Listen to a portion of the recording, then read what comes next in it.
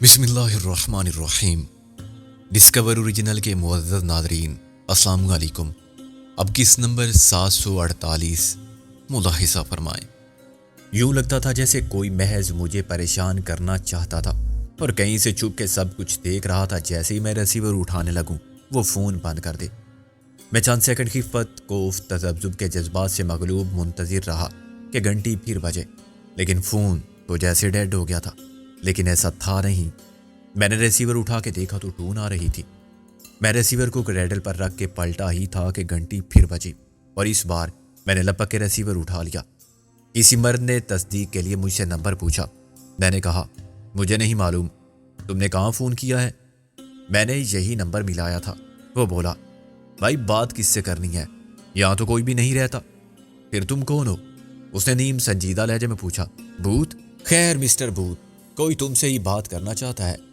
غلط نمبر مل جانے کے بعد کچھ لوگ بے سبب تفریح بھی لیتے ہیں۔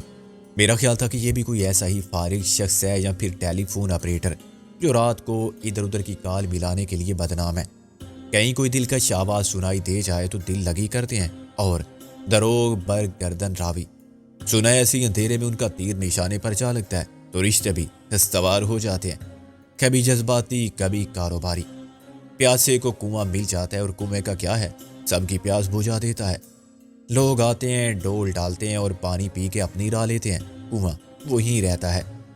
اچانک رابعہ کی آواز سن کے میں یوں اچھل پڑا جیسے کسی بھوت نے سچ مچ سامنے آ کے میرے کان میں فائر کر دیا ہو۔ رابعہ؟ میں چلایا۔ ہاں سکندر، تم کہاں ہو رابعہ؟ میں نے چیخ کر کہا۔ کہاں سے بول رہی ہو؟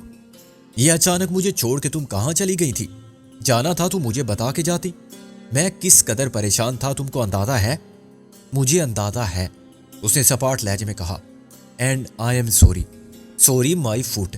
یہ ایسا طریقہ سکھا دیا ہے انگریزوں نے ہمیں، جو زیادتی چاہے کرو اور پھر کہہ دو سوری۔ سنو سکندر، پہلے میری بات سن لو، پہلے بتاؤ تم کہاں ہو، یہ میں پھر بتاؤں گی۔ اس کے تذبذب نے میرے کان کھڑے کر دیے۔ ایسی کیا بات ہے رابعہ؟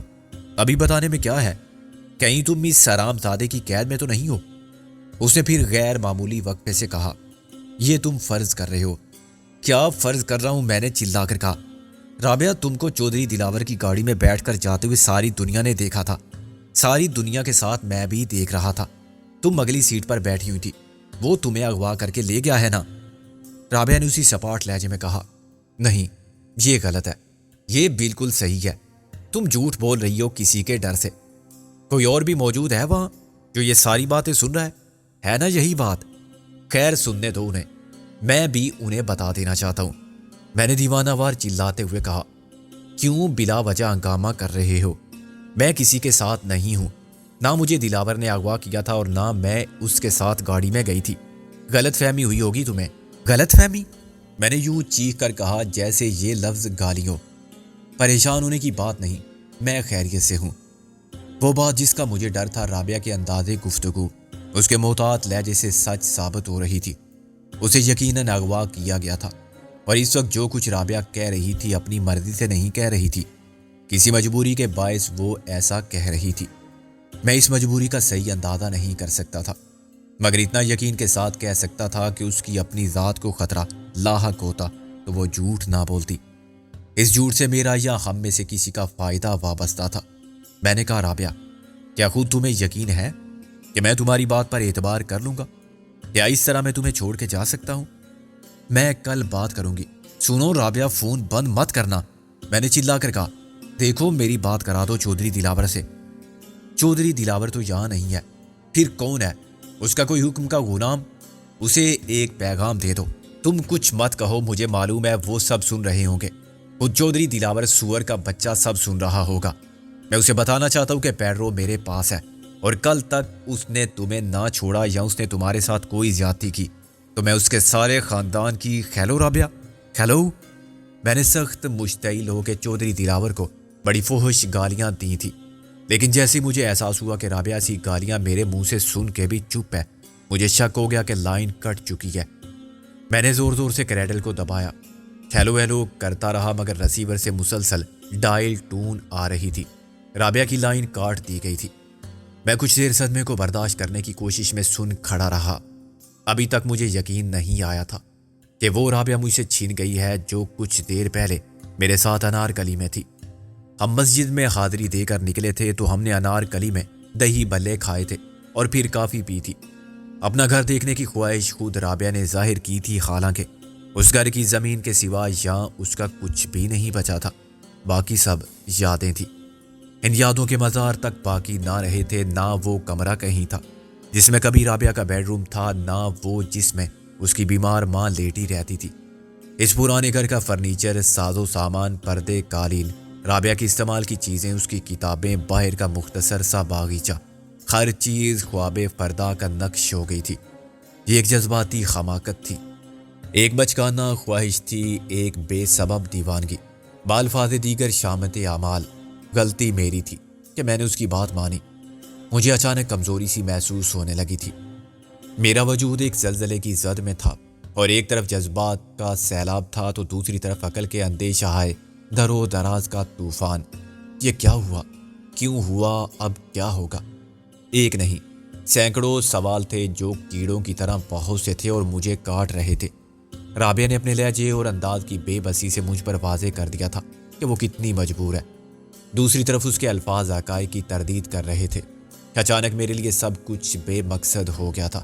اپنی زندگی، اپنا مقصد حیات، اپنی جد و جہد اور اپنا آئیڈیلزم۔ اچانک اس ویرانے میں ایک بازگشت ابھری، یہ سب بیکار ہے۔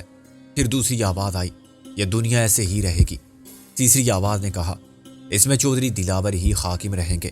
پھر چوتھی آواز گونجی، وہ معتبر ہوں گے اور معزز، وہ صاحب اقتدار ہوں گے۔ ایک بار پھر گھنٹی بجی تو میں چونکا اور فون کو یوں دیکھنے لگا جیسے وہ کوئی بھیانک تباہ کن چیز ہے جسے ہاتھ لگاتے ہی سب کچھ ختم ہو جائے گا۔ نہ میرا احساس رہے گا اور نہ میں رہوں گا، صرف جمود کا سناٹا، سرد منجمد کر دینے والا اندھیرا ہوگا۔ گھنٹی مسلسل بج رہی تھی، پورا سیب آوازوں کا شور فضا میں تحلیل ہو کے اس خاموشی کا حصہ بن گیا تھا جو شور سے زیادہ اعصاب شکن تھی۔ میں نے ڈرتے ڈرتے ہاتھ بڑھایا اور ریسیور اٹھا لیا۔ رابعہ، میں نے کہا، تم نے اچھا کیا کہ پھر فون کر لیا۔ ابے رابعہ کے گھوڑے، میں تیرا مجازی باپ بول رہا ہوں۔ میں نے منظر کی آواز سنی، بھوتنی کے یہ کیا ڈرامہ ہو رہا ہے اس وقت؟ میں نے گہری سانس لے کر کہا، منظر، تجھے کس نے بتایا کہ میں یہاں ہوں؟ کیا بتاؤں دوست، وہ آپ بھر کے بولا، میرے غریب خانے کو تو MRS نے ٹیلی فون ایکسچینج سمجھ لیا ہے، کبھی ادھر سے کال آتی ہے کبھی ادھر سے۔ مجھے فون کیا تھا رابعہ نے، لگتا تھا دوسری دنیا سے بول رہی ہے۔ کیا کہہ رہی تھی؟ منظر نے کہا، میری سمجھ میں تو کچھ آیا ہی نہیں۔ اس نے یہ نمبر دیا اور کہا کہ سکندر سے بات کرو۔ میری تو عقل چکرا گئی۔ میں نے کہا کہ بی بی، کیا تمہاری آپس میں بات چیت بند ہے؟ تم خود بھی تو فون کر سکتی تھی۔ اس نے کہا کہ میں نے ابھی بات کی تھی، وہ بہت پریشان ہے اور غصے میں پاگل ہو رہا ہے۔ میری بات سننے اور سمجھنے کے لیے تیار نہیں۔ میں نے کہا، یہ کیا پہلی ہے میری سہیلی، جب وہ تمہارے اشارہ ابرو کا غلام ہے اور تمہاری محبت کا اسیر تمہاری بات نہیں سمجھ رہا ہے تو میری خاک سنے گا؟ اور ایسی کیا غلط حرکت فرمائی تھی آپ نے کہ وہ غصے میں بھوت بنا ہوا ہے؟ اس نے کہا کہ بھائی منظر، اسے صرف یہ سمجھا دیں کہ وہ کچھ بھی نہ کرے، میں بالکل خیریت سے ہوں اور پریشانی کی واقعی کوئی بات نہیں۔ میں نے کہا کہ مس رابعہ، میں احمق ضرور ہوں مگر اتنا نہیں جتنا سکندر۔ میرے سچ کا برا مت ماننا، تمہاری بات میں اقرار ہے تمہاری پریشانی کا اور تمہارے خیریت سے نہ ہونے کا۔ آخر تم کہاں ہو اور وہ کہاں ہے؟ رابعہ نے کہا کہ آپ بھی میری بات سمجھ لیں، میں آپ کو، میرا مطلب ہے آپ میں سے کسی کو ہر روز فون کروں گی، لیکن شرط یہ ہے کہ کسی کا فون ٹیپ نہ ہو، آبزرویشن پر نہ رکھا جائے۔ اگر کسی نے ایسا کیا تو مجھے معلوم ہو جائے گا اور پھر رابطہ مشکل ہو جائے گا۔ بس یار، میں تو اکا بکا کھڑا اس پوری اسرار معمے کو سمجھنے کی فضول سی کوشش کرتا رہ گیا اور لائن کٹ گئی۔ اب آپ فرمائیں، یہ ماجرا کیا ہے؟ کوئی نیا کھیل شروع کیا ہے تو برادر، میرے 15 بچوں کی 15 بار قسم، مجھے اس میں شامل مت کرو۔ میں نے کہا، منظر، یہ بہت سیریس معاملہ ہے۔ اس نے روتی آواز میں کہا، تمہارا کون سا معاملہ سیریس نہیں ہوتا بھائی؟ ایک وہ کبیر داس تھے، دیکھ کبیر، وہ بھی غالباً کبھی انسے نہیں تھے۔ ایک تم کبیر خان ہو، غلطی سے بھی کوئی ایسا کام نہیں کرتے جس میں مصیبت نہ ہو۔ جھیلنے کو رہ گیا ہوں میں، بدبخت۔ میں نے کہا، یار، فون پر نہیں بتا سکتا ساری بات، تم آ سکتے ہو اس وقت؟ میاں مجنوں، تم ہو ابھی صرف ایک عاشق، شوہر نہیں بنے ہو، ابھی تک چھڑے چھانٹ ہو۔ منظر بولا، تمہارا کیا ہے؟ رات فٹ پاتھ پر گزار دو، گھر میں یا حوالات میں، لیکن میں ہوں پرانا شادی شدہ۔ میرے جیسے کسی بھی قیدی کو اس وقت بستر سے نکالنا ایسا ہی گناہ ہے اور مشکل ہے جیسا مردے کو سوال جواب کے وقت قبر سے نکالنا۔ یار فضول باتیں مت کرو، میں نے برہمی سے کہا۔ مجھے نہیں معلوم کہ غالب اور نادو اس وقت کہاں ہوں گے۔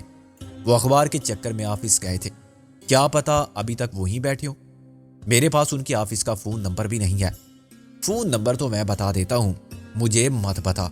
انہیں فون کر دے اور کہہ دے کہ وہ رابعہ کے پرانے گھر پہنچ جائیں، فوراً، سارے کام چھوڑ کر، اور جتنی جلدی ممکن ہو اتنی جلدی۔ یار کچھ تو بتا دے کہ یہ کیا فون بازی ہو رہی ہے اور کیوں ہو رہی ہے۔ رابعہ نے تجھے فون کیا، پھر مجھے، میں نے تجھے فون کیا اور غالب کو فون کر کے کہوں کہ وہ تجھے فون کرے۔ میری تو نیند اڑ گئی ہے اور پریشانی میں بھوک سے برا حال ہو گیا ہے۔ اب میں سو بھی نہیں سکتا۔ میرا ازدواجی مستقبل سخت خطرے میں ہے اور تمہارے اعمال خبیثہ کے باعث اور حالات یہی رہے تو میرے 15 ہی بچے رہ جائیں گے یا 16واں ہوگا تو میرا نہیں ہوگا۔ پس منظر میں اس کی بیوی نے اسے ڈانٹا۔ بے شرمی کی بھی حد ہوتی ہے۔ تمہاری بھابھی صاحبہ پوچھ رہی ہیں کہ آخر بے شرمی کی بھی کوئی حد ہے تم لوگوں کی؟ بھائی سکندر کہہ رہا ہے کہ وہ حد ابھی نہیں آئی۔ یہ آخری بات منظر نے اپنی بیوی سے کہی تھی۔ اچھا پیارے، میں آتا ہوں بادل نخواستہ، میرے پہنچنے تک باقاعدہ آیات رہنا، میں غالب کو فون کر کے آؤں گا۔ میں نے ریسیور رکھ دیا۔ اب میرا اعتماد کسی حد تک بحال ہونے لگا تھا۔ رابعہ یقیناً کہیں قید تھی جہاں اسے صرف اتنی سہولت حاصل تھی کہ وہ ہم سے فون پر بات کر سکے، لیکن یہ اجازت بھی مشروط کر دی گئی تھی۔ ہم یہ معلوم کرنے کی کوشش نہیں کریں گے کہ کس فون سے بات کرتی ہے اور خود یا پولیس کی مدد سے کال کو ٹیپ بھی نہیں کریں گے۔ بصورت دیگر رابطے کا یہ وسیلہ بھی باقی نہیں رہے گا۔ یہ بات رابعہ کو اچھی طرح سمجھا دی گئی تھی کہ اسے ہم سے کیا کہنا ہے، کیا نہیں کہنا۔ وہ مجبور تھی کہ ہم سب کے مفاد میں اس کی بات مانے جو اسے کسی نامعلوم مقام پر ہم سب کی دسترس سے دور پہنچا چکے تھے۔ غالباً چودھری دلاور کے ذہن میں رابعہ کے اغوا کا کوئی منصوبہ نہیں تھا، مگر میں نے اچانک سامنے آ کے پیڈرو کو گرفتار کر لیا تو چودھری دلاور کے لیے رابعہ کو اپنے ساتھ لے جانے کے سوا چارہ نہ رہا۔ وہ خود وہاں ٹھہرنے کی پوزیشن میں نہیں تھا، اور اگر رابعہ خود چل کے اس کے پاس نہ جاتی تو وہ اکیلا ہی خاموشی سے کھسک لیتا۔ رابعہ کو دیکھ کر اس نے اچانک یہ بازی جیتنے کے لیے ٹرمپ کارڈ اپنے ہاتھ میں رکھنے کا فیصلہ کیا۔ میرا آدمی واپس کر دو، رابعہ کو لے جاؤ، اس کے ساتھ کوئی زیادتی نہیں ہوگی تو رابعہ بھی خیریت سے رہے گی۔ لیکن رابعہ کے فون سے اندازہ ہوتا تھا کہ بات اتنی آسان اور مختصر نہیں ہوگی۔ دلاور کے عزائم کچھ اور تھے، وہ معاملے کو لمبا کرنا چاہتا تھا اور وہ اس پوزیشن میں بھی تھا کہ سودا اپنی شرائط پر کرے۔ اسے پیڈرو کی نہ اتنی فکر تھی اور نہ ضرورت جتنی مجھے رابعہ کی۔ خود اس کی ذات پر براہ راست الزام نہیں آتا تھا۔ وہ معتبر گواہوں کی مدد سے ثابت کر سکتا تھا کہ جس وقت رابعہ کا اغوا مبینہ طور پر ہوا اس وقت وہ جائے وقوع سے بہت دور کسی کار خیر میں مصروف تھا۔ نہ جانے کتنے معززین شہر عدالت میں حلفیہ بیان دینے پر تیار ہوں گے کہ عین اس وقت جناب چودھری دلاور صاحب ان کے گھر میں دیگر معززین کے ساتھ ایک محفل سما سے لطف اندوز ہو رہے تھے، یا فلاں فلاں کی محفل میں سماجی بہبود کے ایک پروگرام کی تفصیلات طے کر رہے تھے جس کو چودھری دلاور صاحب کی سرپرستی حاصل ہے، اور ان معززین میں ایسے ایسے لوگ ہوں گے جن کی گواہی کو خیر عدالت تسلیم کرے گی۔ میں آہستہ آہستہ نیچے آیا۔ میرے دل پر پچھتاوے کا بوجھ تھا۔ مجھے شدت سے احساس تھا کہ رابعہ نے اس طرف آنے کی جذباتی خواہش کا اظہار کر کے اتنی بڑی غلطی نہیں کی تھی جتنی میں نے استاد پیڈرو اور دلاور کو دیکھ کر کی تھی۔ میں جذبات کو کنٹرول میں رکھتا تو دیوانہ وار بھاگنے کی بجائے پرسکون رہتے ہوئے خاموشی سے سب دیکھتا رہتا اور اطمینان سے اندر جا کے پیڈرو کے ساتھ دلاور سے بھی نمٹ لیتا۔ ساری خرابی میرے اندھا دھند بھاگنے سے ہوئی۔ میں تو خیر مرنے سے بچ گیا، مگر میری حرکت نے ان دونوں کو متوجہ کر لیا۔ انہوں نے رابعہ کو بھی دیکھ لیا اور بدحواسی میں رابعہ میرے پیچھے لپکی تو چودھری دلاور کو موقع مل گیا کہ خود بھی نکل جائے اور اپنے ساتھ میری شکست کے اسباب بھی لے جائے۔ میں نے اسے ایک لمحے کی دیوانگی کو کوسا جب میں ہوش کی بجائے جوش کے جذبات سے مغلوب ہو گیا تھا، لیکن اب میرے پچھتانے سے کچھ نہیں ہو سکتا تھا۔ پان والا موقع ملتے ہی فرار ہو گیا تھا۔ باتھ روم کا دروازہ باہر سے اسی طرح بند تھا جیسے میں نے چھوڑا تھا۔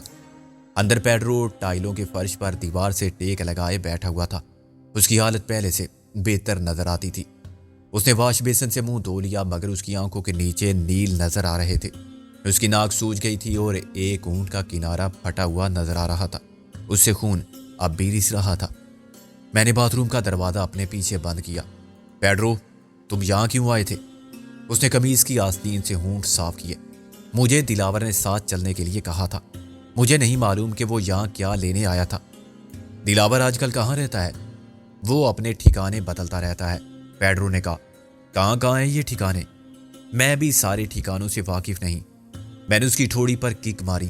اس کے بیوی بچے کہاں رہتے ہیں؟ اس کا گھر تو وہی کہلائے گا۔ بیوی بچوں کو اس نے بہت پہلے باہر بھیج دیا تھا، پیڈرو نے بڑی مشکل سے جواب دیا۔ باہر؟ کہاں؟ لندن، پیڈرو نے خون تھوک دیا۔ عارضی طور پر؟ اس نے واش بیسن کا نل کھول کے ٹھنڈے پانی سے کولی نہیں کی۔ بچے وہیں پڑھتے ہیں۔ اس نے کوئی مکان بھی خرید لیا ہے وہاں۔ کس کے نام سے؟ اپنے نام سے۔ کیا تم نہیں جانتے کہ اس کے پاس برطانیہ کی شہریت بھی ہے؟ پیڈرو نے کہا۔ اس نے سرمایہ کاری کی بنیاد پر اور برطانوی شہریت کو بنیاد بنا کے کینیڈا میں رہائش کی اجازت لے رکھی ہے، اور وہ کینیڈا کا شہری بن گیا تو امریکہ بھی چلا جائے گا۔ تم نے کہا تھا کہ وہ سیاست میں حصہ لینا چاہتا ہے۔ میں نے کہا یہ اسی کی پیش بندی ہے۔ پیڈرو نے اقرار میں سر ہلایا۔ سیاست دانوں پر برا وقت آتے دیر نہیں لگتی، وہ پناہ گاہیں پہلے بنا لیتے ہیں۔ میں نے اسے گردن دبوچ کے اٹھایا۔ تم بہت کچھ بتاتے رہے ہو مجھے، مگر وہ سب جھوٹ تھا۔ تم نے اور اکبر خان نے دلاور کے اشارے پر ہمارا خیر خواہ ثابت کرنے کے لیے بہت سے ڈرامے کیے تھے۔ ایک وقت ایسا بھی آیا تھا جب میں قائل ہونے لگا تھا کہ تم واقعی مظلوم اور ہمدردی کے مستحق ہو۔ تم نے اور اکبر خان نے ہماری جتنی مدد کی وہ ایک پرفریب کوشش تھی۔ پیڈرو نے پھٹی پھٹی آواز نکالی۔ تم کچھ بھی سمجھ سکتے ہو۔ میں نے اسے پیچھے کی دیوار پر دے مارا اور ایک گھٹنے سے دبا کے اس کے بال پکڑ لیے۔ اب تم سچ بولو گے۔ ساری زندگی جھوٹ بولنے کے بعد یہ تمہارے لیے بہت مشکل ہوگا، مگر ہم تمہاری مشکل آسان کر دیں گے۔ اس نے میری آنکھوں میں دیکھتے ہوئے کہا۔ نہ جانے کب سے تم مجھے قتل کرنا چاہتے ہو۔ اس وقت تمہیں روکنے والا کون ہے؟ کر دو میرا کام تمام۔ میں نے اس کی گردن پر ہاتھ جما کے دیوار پر دباؤ ڈالا۔ اس کا سانس رکنے لگا اور اس کی آنکھیں حلقوں سے باہر نکلنے لگی۔ اس نے میری گرفت سے نجات پانے کے لیے ہاتھ پاؤں چلائے، مگر میری گرفت سخت سے سخت تر ہو گئی۔ پہلی بار مجھے اس کی وحشت زدہ آنکھوں میں موت کی دہشت نظر آئی۔ شاید میں اسے مار ڈالتا۔ مجھ پر ایک جنونی کیفیت غالب تھی اور پیڈرو کی قابل رحم حالت دیکھ کے میرے دل کو عجیب شفاق خوشی حاصل ہو رہی تھی۔ اچانک کسی نے لات مار کے دروازہ کھولا۔ یہ کیا ہو رہا ہے؟ چھوڑو اسے، کسی نے مجھے چلا کے حکم دیا۔ میں نے پیڈرو کو چھوڑ دیا اور پلٹ کر دیکھا تو مجھے پولیس کی وردی میں ایک سب انسپیکٹر نظر آیا جس کے ہاتھ میں ریوالور تھا۔ اس نے ریوالور کے اشارے سے مجھے باہر آنے کا حکم دیا۔ کون ہو تم؟ کیوں قید رکھا تھا تم نے اس شخص کو؟ سب انسپیکٹر نے گھرا کر کہا۔ اپنے ہاتھ اوپر اٹھا لو۔ سب انسپیکٹر کے ساتھ 4 ماتحت تھے، ان میں ایک حوالدار تھا اور باقی 3 کانسٹیبل۔ مجھے ان کے کمرے کی کھڑکی سے اندر آنے کا بالکل پتہ نہیں چلا تھا اور میں عین ارتکاب جرم کی حالت میں پیڈرو کو قتل کرتے ہوئے گرفتار ہوا تھا۔ میں نے سب انسپیکٹر کے حکم کی تعمیل کی۔ تم اندر کیسے آئے؟ سب انسپیکٹر نے میرے منہ پر تھپڑ مارا۔ مجھ سے سوال کرتا ہے؟ تو بتا پہلے کہ تو یہاں کیا کر رہا تھا؟ یہ تیرے باپ کی کوٹھی ہے؟ اسے ایک جملے میں سب انسپیکٹر نے مجھے 4 گالیاں دی تھی، لیکن میں سب برداشت کرنے پر مجبور تھا۔ یہ کوٹھی رابعہ قاری ایڈوکیٹ کی ہے۔ اچھا، وہ کنجری تیری ماما تھی وہ؟ سب انسپیکٹر کے اشارے پر حوالدار کے ساتھ 3 کانسٹیبل مجھ پر پل پڑے۔ میں نے اپنی دفاع کی کوشش کی اور حوالدار کو دبوچ کے پیچھے لے گیا۔ یہ سب نہیں ہوگا انسپیکٹر، میں کوئی چور ڈاکو نہیں ہوں۔ سب انسپیکٹر کے ریوالور کا رخ میری طرف رہا۔ سب معلوم ہو جائے گا۔ ہم نے تو اس کنجری کے قتل کا کیس داخل دفتر کر دیا تھا۔ اس کے یار پہلوان کو بھی تو نے ہی مارا ہوگا۔ میں نے کہا اس کوٹھی کی مالک چاندنی بیگم نہیں تھی، یہ رابعہ قاری ایڈوکیٹ ہائی کورٹ کی کوٹھی ہے۔ میں اسی کے ساتھ یہاں آیا تھا اور اسے اغوا کر لیا گیا ہے۔ سب انسپیکٹر نے میری بات سنے بغیر کہا۔ ہتھکڑی ڈالو اسے۔ میری شکل کیا دیکھ رہے ہو؟ بروقت پہنچ گئے ہم، ورنہ ایک لاش اور ملتی یہاں۔ پیڈرو نے کہا۔ آپ نے خود دیکھ لیا، بس 1 منٹ کی دیر ہو جاتی تو میری لاش ملتی جہاں۔ 1 منٹ؟ میں نے تحقیر سے کہا کاش یہ لوگ صرف 15 سیکنڈ اور نہ آتے۔ سب انسپیکٹر نے پھر اپنے ماتحتوں کو حکم دیا۔ سنا نہیں میں نے کیا کہا تھا؟ 2 پیچھے سے پکڑ دو پہلے۔ میں مزید پیچھے ہٹ کے دیوار سے لگ گیا۔ حوالدار کی گردن میرے ایک بازو کی گرفت میں تھی۔ میں خود رضاکارانہ طور پر گرفتاری دے دوں گا، لیکن ابھی نہیں۔ تمہیں تھوڑا سا انتظار کرنا پڑے گا. میرے دوست عبد الودود منظر کو آنے دو, وہ بھی وکیل ہے, وہ آنے ہی والا ہے. دیکھو تم پڑھے لکھے بندے لگتے ہو, تم پر ابھی اقدام قتل کا الزام ہے, اغوا اور اب سے بے جا کا کیس بھی بن سکتا ہے, اور ناجائز طور پر اندر داخل ہونے کا بھی. سب انسپیکٹر نے مجھے سمجھانے کی کوشش کی. تمہیں گرفتار کرنا ضروری ہے, ابھی وکیل کا کوئی کام نہیں. ایک کانسٹیبل نے مجھے گالی دے کر کہا, بکواس کرتا ہے جی, اسے کیا پہلے سے معلوم تھا اس نے وکیل بلا لیا؟ میں نے کہا ہاں, میں پہلے سے وکیل کو سب بتا چکا تھا. یہاں سے اس کے ساتھی نے رابعہ قاری ایڈوکیٹ کو اغوا کیا تھا, جس کی یہ کوٹھی ہے. یہ شخص استاد پیڈرو ہے اور اس کا ساتھی چودھری دلاور تھا, جو رابعہ قاری ایڈوکیٹ کو گاڑی میں ڈال کے فرار ہو گیا. اچھا جو کہنا ہے تھانے چل کے کہنا, سب معلوم ہو جائے گا کہ جھوٹ کیا ہے سچ کیا ہے. سب انسپیکٹر نے کہا, شرافت کے ساتھ چلو گے تو فائدے میں رہو گے. میں نے تن سے کہا, تھانے جا کے بھی فائدہ ہوتا ہے, یہ آج معلوم ہوا. سب انسپیکٹر, تم نے زبردستی کی تو میں اس سوالدار کی گردن توڑ دوں گا. گولی چلا سکتے ہو تو چلاؤ, میں جانتا ہوں تمہیں کس نے بھیجا ہے یہاں. سب انسپیکٹر کے ماتحت اس کے احکامات کی تعمیل سے قاصر تھے, اور میری دھمکی نے اس کی پوزیشن خراب کر دی تھی. میری گرفت میں تڑپنے والے حوالدار کی کیفیت اس کالے بکرے سے مختلف نہ تھی جسے کسائی نے چار رگ پر خنجر رکھ کے کسی کا صدقہ اتارنے کے لیے زمین پر لیٹا رکھا ہو. ایک طرف قانون کے مجرموں پر اپنی بالادستی کا ثبوت فراہم کرنا تھا, تو دوسری طرف ایک مجرم نے اسے اپنی جان بچانے کے لیے ڈھال بنا لیا. اگر سب انسپیکٹر فیصلہ کر لیتا کہ ادائے فرض پر ایک حوالدار کی جان قربان کی جا سکتی ہے تو وہ فائر کر سکتا تھا. حوالدار بیچارہ بعد میں کیا پاتا؟ ایک تعریفی سند, شہادت کا رتبہ یا زیادہ سے زیادہ جان کا معاوضہ 10,000 روپے, یہ بھی اس کے لواحقین کو ملتے اسے نہیں. دوسری طرف میں بھی اس سے رعایت کرنے والا نہ تھا, اور خواہ اسے مار کے مجھے کچھ حاصل نہ ہوتا, مگر میرے عزائم بہت واضح تھے. سب انسپیکٹر بھی مخمسے میں تھا. تم تو پیشہ ور قاتل لگتے ہو مجھے. میں نے کہا, تم مجھے کچھ بھی بنا سکتے ہو, قتل میں نے آج تک ایک بھی نہیں کیا, مگر تم مجھے 101 افراد کے درندہ صفت قاتل کے روپ میں پبلک کے سامنے پیش کرنے کا ہنر جانتے ہو. اور میں یہ بھی جانتا ہوں کہ صرف اس وردی کو پہننے کی تنخواہ کا مسئلہ نہیں ہے, تمہیں نمک حلال کرنا ہے اس معاوضے کا جو کسی نے تمہیں ادا کر دیا ہے یا ادا کرنے کا وعدہ کیا ہے. کون ہے وہ انسپیکٹر؟ اور شٹ اپ. سب انسپیکٹر نے داڑ کے کہا, میں نے رنگے ہاتھوں پکڑا ہے تمہیں, اور میں اپنا فرض ادا کر رہا ہوں. بہت خوب, یہ بھی بتا دو کہ تمہیں اس ویران اور غیر آباد پڑے ہوئے گھر میں ہونے والی اس واردات کے بارے میں اطلاع دینے والا کون تھا؟ کسی گمنام خیال پر تو تم حرکت میں نہیں آتے. واہ, سوال کسی معصوم کی جان کا ہو. ہاں, حرکت میں برکت ہو تو دوڑے چلے آتے ہو. میرا مقصد اسے باتوں میں لگا کہ مہلت حاصل کرنا تھا, اور اتنا وقت گزارنا تھا کہ منظر یہاں پہنچ جائے یا غالب اور نادوں میں سے کوئی آ جائے. میں اس مقصد میں کامیاب رہا. باہر کوئی گاڑی رکی اور اس کا دروازہ بند ہونے کی آواز آئی. گاڑی کوٹھی کے اندر آ گئی تھی, اور میرا خیال تھا کہ آواز منظر کی کورونا کے دروازے کی ہے. میں نے اسی وقت حوالدار کو آزاد کر دیا. چند منٹ بعد منظر کا چہرہ کھڑکی کے فریم میں نظر آیا. ویری گڈ, یہاں تو شوٹنگ ہو رہی ہے کسی فلم کی, مگر کیمرہ کہاں ہے؟ شوٹنگ تو ریوالور سے بھی ہوتی ہے. میں نے کہا, اندر تشریف لائیے وکیل صاحب. میں شریف آدمی ہوں, منظر بولا, دروازے ہی سے گھر میں داخل ہوتا ہوں, ویسے بھی کھڑکی چھوٹی ہے. سب انسپیکٹر نے اسے گھورا. ہمارے پاس دروازے کی چابی نہیں ہے. تو پھر آپ اندر کیسے پہنچے تھانے دار جی؟ منظر بولا. لیکن اس سوال کا جواب دینے سے پہلے آپ خود کو تھانے دار ثابت کریں. کیا مطلب, تمہیں نظر نہیں آتا؟ میری قریب کی نظر کمزور ہے, منظر بولا. ویسے بھی جناب عالی, کچھ لوگ نظر کچھ چاہتے ہیں ہوتے کچھ ہیں. معاف کرنا, میں شیر پڑ گیا غلطی سے. تم خاک سمجھے ہوگے, مطلب یہ تھا کہ اس بیس میں کہیں علی بابا اور 40 چور والا ڈرامہ تو نہیں ہو رہا ہے.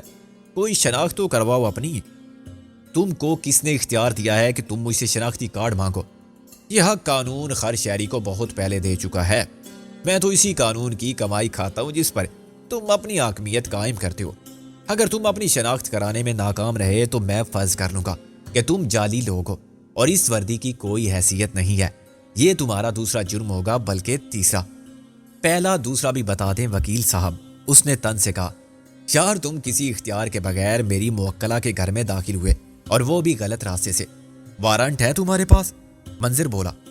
اس کے علاوہ تم نے میرے دوسرے موکل پر ریوالور تان رکھا ہے, میں نہ آتا تو تم اسے گولی مار دیتے۔ تھانے دار نے مجبوراً اپنا شناختی کارڈ نکالا۔ تمہاری دور کی نظر تو ٹھیک ہے نا، دیکھ لو۔ منظر نے یوں سر ہلایا جیسے واقعی اس نے سب کچھ دیکھ لیا ہے۔ اب وارنٹ بھی دکھا دو، میرے موکل پر کیا الزام ہے یہ بھی بتا دو۔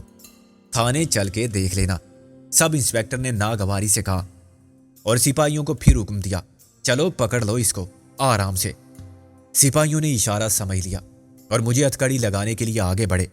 ہاتھ آگے کرو، ایک کانسٹیبل بولا۔